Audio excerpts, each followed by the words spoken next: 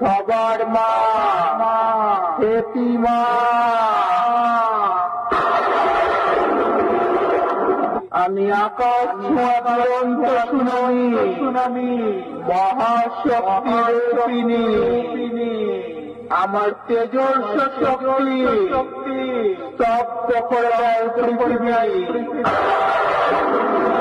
আমার পায়ে পায়ে শুরু হয় সাইক্লোন। আমার দানবীয় তাণ্ডব লীলায় টুকরো টুকরো হয়ে যায় সমগ্র পৃথিবীর প্রাণের অস্তিত্ব।